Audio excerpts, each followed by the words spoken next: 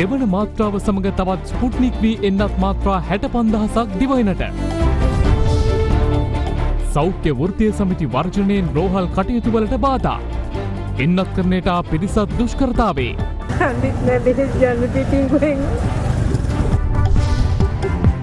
Covid ආසාදිතව සිටි විපක්ෂ 나යක හා බිරිඳ සුවය ලබා රෝහලින් පිටවයයි. සහරාන්ට ආරක්ෂාව දුන් උපතපල් ස්ථානාධිපතිවරයෙකු ඇතුළු දෙදෙනෙකු TID අත්අඩංගුවට. එක්සත් රාජධානියේ යලි කොවිඩ් වසංගතය හිස ඔසවන ලකුණු. COVID-19 ආසාදිත මරණ සංඛ්‍යාව අද 2000 සීමාව ඉක්මවා ගියා. ඒ තවත් කොවිඩ් මරණ 101ක් වසංගත රෝග විද්‍යා අංශය තහවුරු කිරීමත් සමගයි.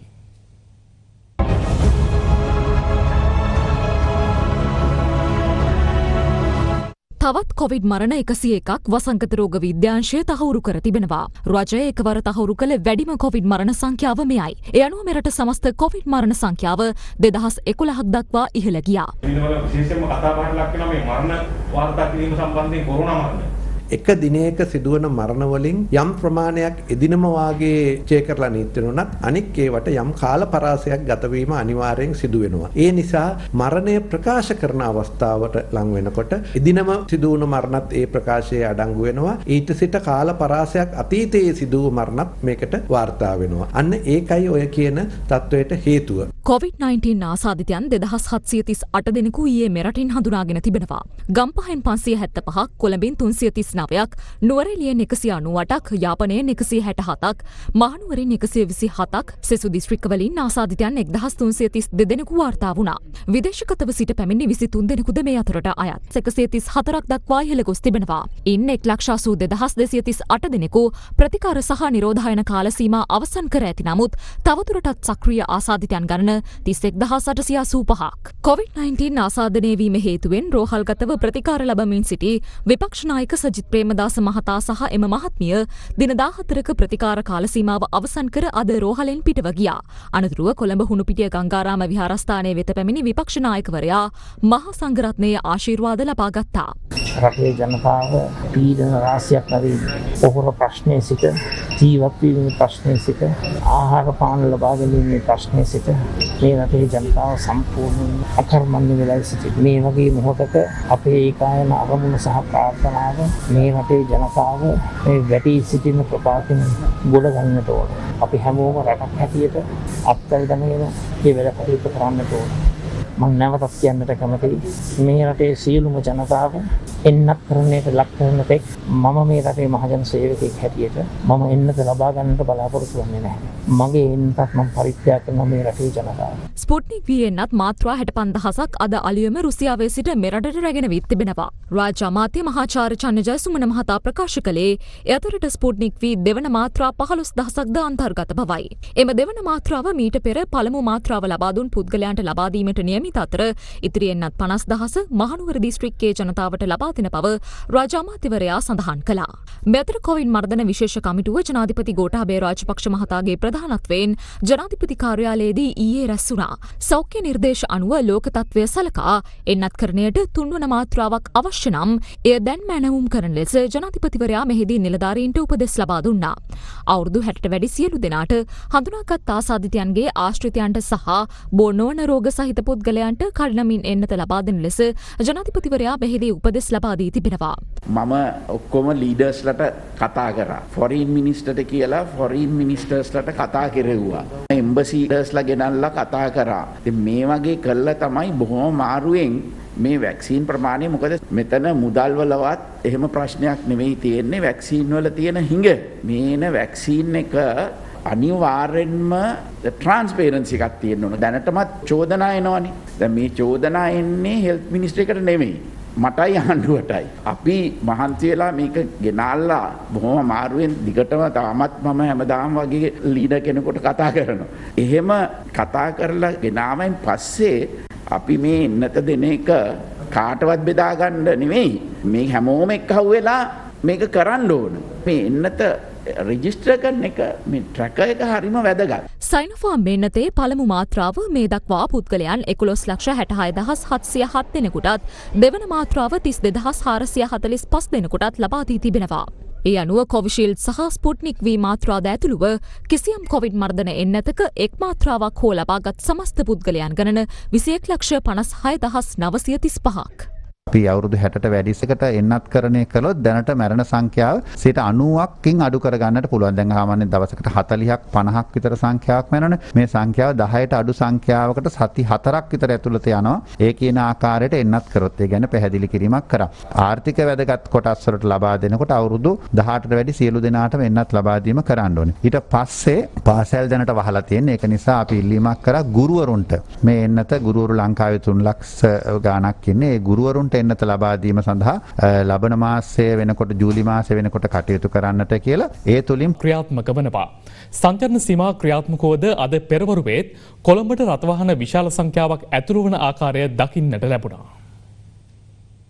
දිවයින පුරා පනවා ඇති අකණ්ඩ සංචරණ සීමා අදත් බලාත්මක වනවා. මෙම සංචරණ සීමා තවදුරටත් දීර්ඝ කරන බවට සමාජ මාධ්‍යන්හි පළවන වාර්තාවලට ප්‍රතිචාර දක්වමින් යුද හමුදාපති ජනරාල් ශවේන්ද්‍ර සිල්වා මහතා ඊයේ ප්‍රකාශ කළේ දැනට බල පැවැත්වෙන සංචරණ සීමා එළඹෙන 14 වෙනිදා අලුයම 4න් පසු දීර්ඝ කිරීම සම්බන්ධයෙන් මෙතෙක් කිසිදු තීරණයක් ගෙන නොමැති බවයි. මේ අතර දැනට බල පැවැත්වෙන සංචරණ සීමාවලට යටත්ව දිස්ත්‍රික්ක 7කට අයත් ග්‍රාම නිලධාරී කොට්ටාස 26කට පනවා තිබූ හුදකලා භාවය වහම ක්‍රියාත්මක වන පරිදි ඉවත් කළ බව යුද හමුදාපතිවරයා අද පෙරවරුවේ නිවේදනය කළා. ඒ අනුව හුදකලා භාවය ඉවත් කරනු ලැබූ දිස්ත්‍රික්ක හා ග්‍රාම නිලධාරී කොට්ටාස පිළිබඳ සවිස්තරාත්මක වාර්තාවක් www.adadirana.lk වෙබ් අඩවියට පිවිසීමෙන් ලබාගත හැකියි. මේ අතර ඊයේ ආරම්භ කළ විශ්‍රාමිකයන් සඳහා මාසික විශ්‍රාම වැටුප් ගෙවීම දිවයින පුරා රාජ්‍ය හා පුද්ගලික අංශයේ බැංකු සහ තැපැල් කාර්යාලවල අදත් සිදු කරනවා. ආර්ථික පුනරුජ්ජීවනය සඳහා වූ ජනාධිපති කාර්ය සාධන බලකාය පවසන්නේ හෙට දිනේද තැපැල් කාර්යාලවලින් විශ්‍රාම වැටුප් ලබාගත හැකි බවයි. විශ්‍රාම වැටුප් ලබා ගැනීම සඳහා බැංකු සහ තැපැල් කාර්යාල වෙත යන විශ්‍රාමිකයින්ට ප්‍රවාහන පහසුකම් සැලසීමට ශ්‍රී ලංකා ගමනාගමන මණ්ඩලය ප්‍රාදේශීය ලේකම් කාර්යාල හා ශ්‍රී ලංකා යුද හමුදාව සමග එක්ව අදත් කටයුතු යොදා තිබුණා. රජය මගින් ප්‍රවාහන පහසුකම් ලබා නොගන්නා විශ්‍රාමිකයින්ට විශ්‍රාමික හැඳුනුම්පත, ජාතික හැඳුනුම්පත හෝ විශ්‍රාම වැටුප් දෙපාර්තමේන්තුව විසින් දුරකථනයට එවා ඇති කෙටි පණිවිඩය බැංකු හා තැපැල් කාර්යාල වෙත යාමට අවැසි අවසර පත්‍රයක් ලෙස භාවිතා කළ හැකියි. මේ අතර ගත වූ පැය 24 තුළ සංචරණ සීමා හා නිරෝධායන රීති උල්ලංඝනය කිරීම සම්බන්ධයෙන් අත්අඩංගුවට ගෙන ඇති පුද්ගලයන් සංඛ්‍යාව 1038ක්. සංචරණ සීමා ක්‍රියාත්මක වුවද අද පෙරවරුවේත් කොළඹට රථවාහන විශාල සංඛ්‍යාවක් ඇතුළු වන ආකාරය දක්නට ලැබුණා.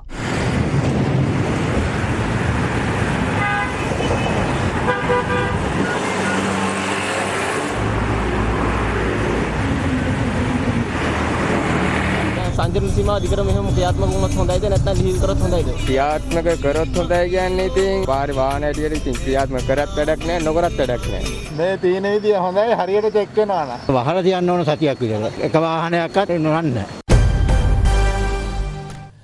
ඉල්ලීම් කිහිපයක් මුල් කරගනිමින් පරිපූරක වෛද්‍ය වෘත්තීයවේදීන්ගේ ඒකාබද්ධ බලමණ්ඩලය හා සෞඛ්‍ය වෘත්තීය සමිති එකමුතුව අද උදෑසන 7 සිට දහවල් 12 දක්වා සිය සේවාවලින් ඉවත් වුණා.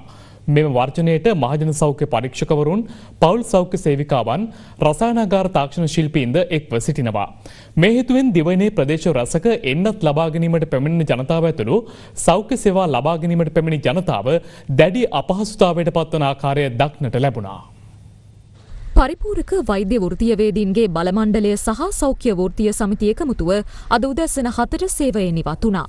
ඒ වෛද්‍ය සේවාවේ අමතර දීමනා 78%කින් ඉහළ දැමීමට සෞඛ්‍ය අමාත්‍යාංශය සූදානම් වීමට එරෙහිව සහ කොවිඩ් මර්ධන අවදානම් සේවාවන්හි නිරත වෛද්‍ය නොවන අංශවල ඉල්ලීම් 15ක් මුල් කර ගනිමින් මෙම ඉල්ලීම් සම්බන්ධයෙන් පෙරේදා දින සෞඛ්‍ය අමාත්‍යවරිය සමග පැවති සාකච්ඡාව අසාර්ථක වීම නිසා වෘත්තීය ක්‍රියාමාර්ගයට එළඹීමට වෘත්තීය සමිති තීරණය කර තිබෙනවා.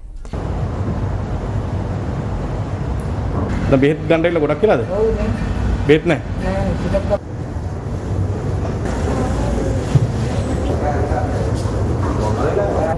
දැන් දිනයක් දාන්නත් බෑනේ වැඩ නොකරන අතර. අර ක්ලිනික් කාඩ් එක දිනේ බලලා තමයි පොලිසියෙන් මට තේරෙනවා ඔයගොල්ලන්ගේ ප්‍රශ්නේ නොතේරෙනවා නෙවෙයි.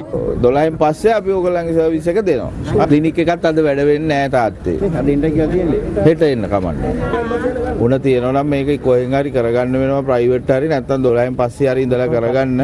මෙම වර්ෂණයට මහජන සෞඛ්‍ය පරීක්ෂකවරුන්, පවුල් සෞඛ්‍ය සේවිකාවන්, රසායනාගාර තාක්ෂණ ශිල්පීන්ද ඇතුළත්. අද දහවල් 12 දක්වා දිවයින පුරා රෝහල්වල ක්‍රියාත්මක වූ වර්ෂණය සියලු අනුකජීවී රසායනාගාර, මධ්‍යම ලේ බැංකුව, මාතෘ සහ ළමා රෝහල් සහ පිළිකා රෝහල්වල ක්‍රියාත්මක වූයේ නැහැ. කෙසේ වෙතත් මෙම වර්ෂණයේ හේතුවෙන් රෝහල්වලට පැමිණි ජනතාව දැඩි අපහසුතාවයට පත් වුණා.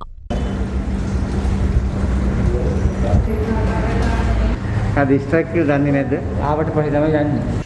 ඉතින් ක්ලිනික් ඩේට් එකට අපි ගියේ නැත්නම් ආපහු බේත් හම්බ වෙන්නේ නැහැ නේද? අද ගෙනියන්න බැරි වුණොත් ඉතින් ෆාමසි එකකින්ම තරහා යනවා. ආත්‍රී බිල් එකට රුපියල් 200ක් දීලා ආවේ. රුපියල් 10ක් පොලියට අරගත්තා. ඒක අරගෙන ආවේ. ක්ලිනික් එකට ඒ බලන්න මූණ. අපේ පැය ගන්න මෙතන. මොකක් අසාධාරණයක් මෙතන වෙන්නේ. හන්දිත් නැදේ යන්න පිටින් ගොෙන්. මෙතර කොළඹ ජාතික රෝහල ඉදිරිපිට අද පෙරවරුවේ උද්ඝෝෂණයක්ද පැවැත්වීමට වෘත්තීය සමිති පියවර ගත්තේ මෙලෙසින්. එන්නත් දෙන්නේ වෛද්‍යවරුන්ගේ පවුල් වලට විතරයි. දීමනා දෙනකොට දීමනා දෙන්නේ උන්ට විතරයි. වාහන දෙනකොට වාහන දෙන්නේ උන්ට විතරයි. හැබැයි මේ කාර්ය මණ්ඩලය තමන්ගේ අතින් මාස්ක් එක ගන්න ඕනේ. එහෙම නැත්නම් තමන්ගේ ත්‍රිවිල් එක වියදම්මින් ලොක්ඩවුන් කරාම වැඩට එන්න ඕනේ. වැඩ කරලා පැය 300ක් කරාම මේ ඉන්න අධ්‍යක්ෂකවරු ඒක කපනවා. පැය 80යි 60යි 40යි උන්ට ලැබෙන්නේ. දවසේ ඉඳන් අවස්ථාව දෙනවා මේ රටේ ආණ්ඩුවට ජනාධිපතිවරයාට අමාත්‍ය මණ්ඩලයට විසඳන්න මේ ප්‍රශ්නේ බෙදපු හැන්දෙන් හැමෝටම බෙදන්න. මහජන සෞඛ්‍ය පරීක්ෂකවරුන් සහ පවුල් සෞඛ්‍ය සේවිකාවන්ද වර්ජනයට එක්වීම නිසා එන්නත් ලබා ගැනීමට පැමිණි ජනතාව දැඩි අපහසුතාවයට පත් වුණා.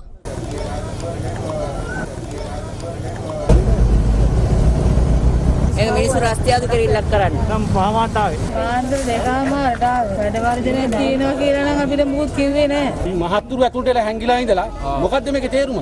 කොවිඩ් ව්‍යාප්තිය ශීඝ්‍රයෙන් ඉහළ ගොස් ඇති වාතාවරණයක එම අවදානමද නොතකමින් එන්නත් ලබා ගැනීමට පැමිණි පිරිස්වලට දිගු පෝලිම්වල රැඳී සිටීමටද සිදු වුණා.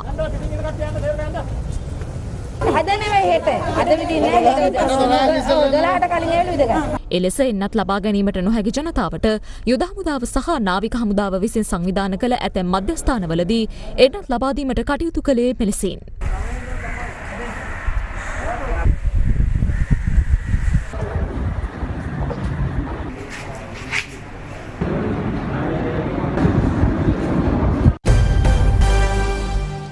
යලි කොවිඩ් වසංගතය හිස ඔසවා ඇති එක්සත් රාජධානියේ අකණ්ඩව දෙවන දිනටත් 7000 ඉක්මවා දෛනික ආසාදිතින් වාර්තා වුණා.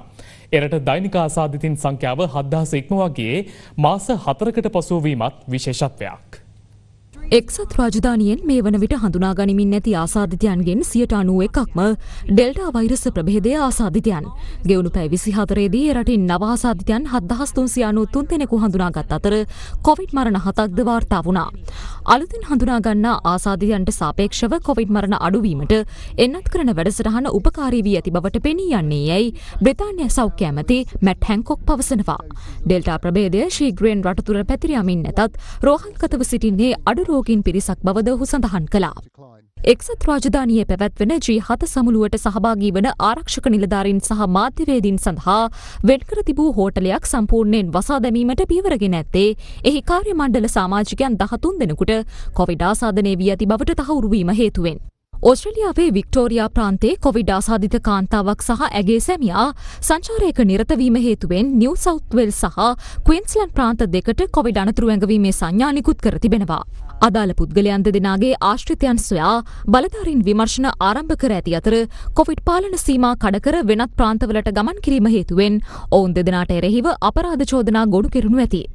සමස්ත වෛරස් ආසාදිතයන් සංඛ්‍යාව අද 17 කෝටි 56 ලක්ෂය ඉක්මවා ගිය අතර වසංගතයෙන් සිදු වූ සමස්ත මරණ සංඛ්‍යාව 37 ලක්ෂ 88 දහසකට අධිකයි. ජීවිත අවදානමක හෙළිමින්වත් සිය දෛනික අවශ්‍යතා සපුරා ගැනීමට අබලන් පාලමකින් එකොඩ මෙකොඩවන පිරිස් පිළිබඳව අද දෙරණ නිරන්තරයෙන් වාර්තා කරනවා. පිටබැද්දර මහපොතුවෙල ගම්වාසීන් දුෂ්කර ලෙස පාලමක් තරණය කරන ආකාරය අපට වාර්තා වුණා. පිටපැද්දර මහපොතුවිල ගම්වාසීන් මේ රුදුරු ජලකඳ අවදානම් සහගතව තරණය කරන්නේ වසර ගණනාවක සිටයි. ඒ මහපොතුවිල මොරවකයා කරන ඇතාමලඇල්ල පාලම 2003 වසරේදී ජලගැනීම් තත්ත්වය නිසා විනාශ වීම හේතුවෙන් කලින් කලට බලධාරීන් දැනුවත් කළත් ඊට විසඳුම් නොලැබුණු තැන ගම්වාසීන් විසින් තාවකාලික පාලම් ඉදිකර සිය අවශ්‍යතාව සපුරා ගත්තත් තවදුරටත් ඔවුන්ගේ ජීවිත අවදානමකට ලක් කළ නොහැකි පසුබිමක මහපොතුවිල ගම්වාසීන් මෙම ගැටලුව අද දෙරණට අනාවරණ කළා. මේ ඒදන්ට සමහර වෙලාවට ඉතාම කුඩා වර්ෂාවල් වල ඇති වෙන ගම් වතුර තත්ත්වයන් වලටත් සමහර දවසට අද දාලා හෙට එහෙම නැත්නම් තව දවස් දෙකකින් ගසාගෙන යනවා. පිරිමි අය මේකෙන් පීනලා හරිය ගොඩ වෙනවා. නමුත් අපේ දරුවන්ටත් කාන්තාවන්ටත් ලෙඩෙක් වුණත් ඒ අය වෙනුවෙන් හැකි ඉක්මනින් මේ පාලම දාලා දෙන්න කියලා බලධාරීන්ගේ අවධානය යොමු කරන්න කියලා මං ඉල්ලා සිටිනවා. තවත් පුවත් කිහිපයක් දැන්. 2018 වසරේදී සහරාන් ඇතුළු පිරිසකට ආරක්ෂාව ලබා දීම සම්බන්ධයෙන් ත්‍රස්ත විමර්ශන ඒකකයෙන් දෙදෙනෙකු අත්අඩංගුවට ගෙන තිබෙනවා. එක් පුද්ගලයෙක් අත්අඩංගුවට ගෙන තිබෙනවා. මොහු 47 හැවිරිදි කාටගස් දිගිලිය ප්‍රදේශයේ පදිංචි මොහොමදු කනි මොහොමදු රියල්ඩී නැමැති පුද්ගලයෙකු බවටයි වාර්තා වෙන්නේ. මොහු කාටගස් දිගිලිය ප්‍රදේශයේ තැපැල් ස්ථානයක උප තැපැල් ස්ථානාධිපතිවරයා ලෙස සේවය කරන තැනැත්තෙකු බවටත් අනාවරණය වී තිබෙනවා. රක්ෂිත බන්ධනාගාර ගත කරව සිටි 35 හැවිරිදි කාතන්කුඩි ප්‍රදේශයේ පදිංචි පුද්ගලයෙකු වන මොහොමදු යුසුෆ් මොහොමදු තෞපික් නැමැත්තා ඊයේ දින බන්ධනාගාරයෙන් ත්‍රස්තක්‍රියා විමර්ශන කොට්ටාශයේ භාරයට ලබාගෙන තිබෙනවා. අත්අඩංගුවටගත් සැකකරුවන් දෙදෙනා කොළඹ ත්‍රස්තක්‍රියා විමර්ශන කොට්ටාශය වෙත මේ වන විට රැගෙන විත් තිබෙනවා. ඔවුන්ගෙන් ප්‍රශ්න කිරීම නියමිතව තිබෙනවා. පෑලියගොඩ අනුවවත්ත ප්‍රදේශයේ වයස අවුරුදු 3යි මාස 9ක කුඩා දරුවෙක්ට පුද්ගලයෙකු විසින් මත්පැන් පානය කිරීමට ලබා දුන් වීඩියෝ පටයක් සමාජ මාධ්‍ය ඔස්සේ මේ දිනවල සංසරණය වීම සම්බන්ධයෙන් පොලිසිය විසින් පරීක්ෂණයක් ආරම්භ කළා. ඒ අනුව පෑලියගොඩ ළමා හා කාන්තා කාර්යාංශය මගින් පෑලියගොඩ නුගේපාර ප්‍රදේශයේ පදිංචි වයස අවුරුදු 25ක පුද්ගලයෙකු අත්අඩංගුවට ගෙන ඇති අතර ඔහු කොළඹ මහේස්ත්‍රාත් අධිකරණයට අද ඉදිරිපත් කිරීමට නියමිතයි. මනුසත් දෙරණ ඩයලොග් සමගින් එක්ව ක්‍රියාත්මක කරන සහන ක්‍රියාන්විතය 25 වන දිනටත් අද ක්‍රියාත්මක කෙරුණා. ඒ අනුව අයහපත් කාලගුණයෙන් පීඩාවට පත් ජනතාවට සහන සැලසීමත් රජයේ රෝහල් වෙත අවශ්‍ය උපකරණ බෙදා දීමත් අද සිදු කෙරුණා. මනුසත්තරණ ඩයලොග් සහන ක්‍රියාන්විතයට සමගාමීව ගංවතුරෙන් පීඩාවට පත් ජනතාව අතර බෙදා දීම සඳහා වියලි ආහාර ද්‍රව්‍ය තොගයක් කඩුවෙල ප්‍රාදේශීය ලේකම් කාර්යාලය වෙත බහර දීම මෙලෙස සිදු කෙරුණා. ආරක්ෂිත කඳවුරු වලත් දැනට 300ක පමණ ප්‍රමාණයක් රැඳී සිටිනවා. ඉතින් ඒ වෙනුවෙන් නිරන්තරයෙන්ම අපි ආහාර ඇතුළු සියලු අවශ්‍යතා සපුරමින් ඉන්න අවස්ථාවකදී මනුසත් දෙරණ සහ ඩයලොග් ආයතන එක් වෙලා මේ අද දවසේ ඒ ජනතාව වෙනුවෙන් ලබා දීම සඳහා වන මේ ආහාර ද්‍රව්‍ය ඇතුළු අනෙකුත් දේවල් ලබා දීම පිළිබඳව විශේෂයෙන්ම ස්තුතිවන්ත වෙනවා. මේ අතර කොවිඩ් ව්‍යාප්ති සමයේ රජයේ රෝහල් වෙත අවශ්‍ය උපකරණ බෙදා දීමේ වැඩසටහන අම්පාර මහ රෝහල ආවරණය කරමින් සිදු කෙරුණේ මෙලෙසින්. අපගේ රෝගී සඳහා අත්‍යවශ්‍යම උපකරණ රාශියක් අපිට ලැබිලා තියෙනවා. රෝගීන්ට වගේම අපගේ කාර්ය මණ්ඩලයේ ආරක්ෂාව සහ අපගේ සේවය වඩා හොඳින් ලබා දීම සඳහා මේ දේවල් කැප කරගන්න පුළුවන් වෙයි. මනුසත් දෙරණ කණ්ඩායමටත් ඩයලොග් ආයතනයටත් අපි ස්තුතිවන්ත වෙනවා අම්පාර මහ රෝහල වෙනුවෙන්. මනුසත් දෙරණ ඩයලොග් ආයතනයත් සමග එක්ව මෙම විශේෂ සහන ක්‍රියාන්විතය ඉදිරියටත් සිදු කිරීමට නියමිතයි.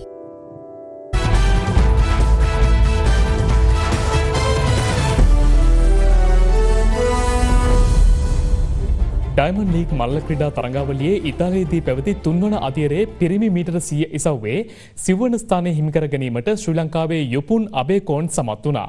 යුපුන් අබේකෝන් ඩයමන්ඩ් ලීග් මල්ල ක්‍රීඩා තරඟාවලියක් නියෝජනය කළ පළමු ශ්‍රී ලාංකිකයයි.